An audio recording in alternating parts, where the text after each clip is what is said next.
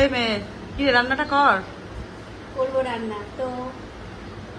এই যে আমাদের নতুন বাড়ি, ঠিক আছে, নতুন ফ্ল্যাট, ঠিক আছে। তো এখন তো অগোছালো রয়েছে, সবাই করা হয়েছে। সবে আর কি সবকিছু আর কি শিফট করা হয়েছে, তো একটু অগোছালো আছে। তো আর আমার সাথে আমি দেখাই একটুখানি কথা।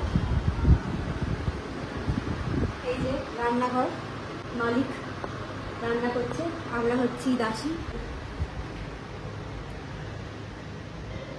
আর একটা ঘর, এইদিকে তাকানো যাচ্ছে না, এইদিকে এখন অবস্থা ভীষণই খারাপ। তো এই যে আমাদের একটা সুন্দর জানলা, এখান থেকে আমরা খুব সুন্দর রাস্তা দেখতে পারি।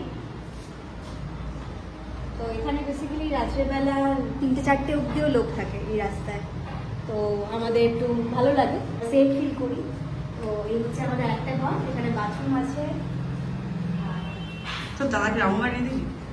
হ্যাঁ, দাদাকে দেখা একটু। হ্যাঁ, এই হচ্ছে আমাদের দাদা, মানে আমার দাদা বেসিক্যালি। তো এই দাদা এখন কি কাটছো বলো? আলু কাটছে। এই যে ঝোল হবে আমাদের এই যে ছোট্ট একটা পুচকি মতো গ্যাস, কি রান্না হচ্ছে যে ডিমের ঝোল। ঝোল, তো শাড়ি না, ডিমের ঝোল ভাত রান্না হবে। ওই কারণ একদিকে একটু নতুন বাড়ি তো একটু তামঝাম করা যাবে না। তামঝাম বেশি করা যাবে না, তো ওটা ওই ন্যাকড়া যাবে। বোন আর দাদা মিলে এখন রান্না করছে, একজন কাটাকুটি করছে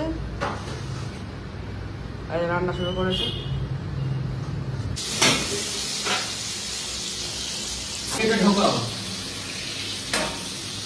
এটা কি করছে, মাথায় কপালে মেরো না, কপালে মেরে বাংলা দেয় যায় ওই যে মাথায় লেগে যাবে, ভাবি খুব বকেছে। ডিম ভাজা হচ্ছে,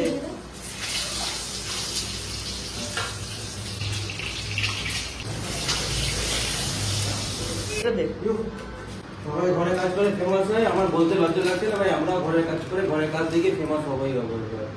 ঠিক আছে, না হলেও কোনো অসুবিধা নেই, না হলো এমনি ভালো লাগছে কই। মানুষের ভালোবাসা, হ্যাঁ, আমাদের ভালো আমরা লাগছে। চেষ্টা করবো মানুষকে এন্টারটেইন করার, ভালোভাবে খুশি রাখার, হ্যাপি রাখার। আমরা গরিব মানুষ ভাই, না এরকম পরিবেশ বলতে নেই, সংসার। এরকম কোনো বলতে নেই, না তো আমরা গরিবই ভাই, কেউ গরিব, ছোট সংসার, গরিব মানুষ। কেউ গরিব না। পেঁয়াজ পড়ে গেল, আমাদের মাম দিদি না,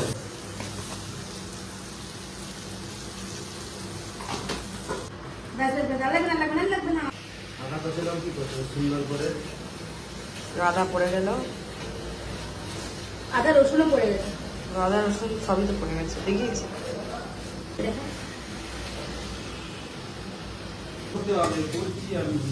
তাহলে একবারে খেয়ে দেখো, আর কতবার খাবো? হ্যাঁ করবো, করতে তো হবে। ঝোল এবার শেষের মুখে হয়ে গেছে, নামাতে হবে শুধু। ডিমের ঝোল রান্না হয়ে গেছে।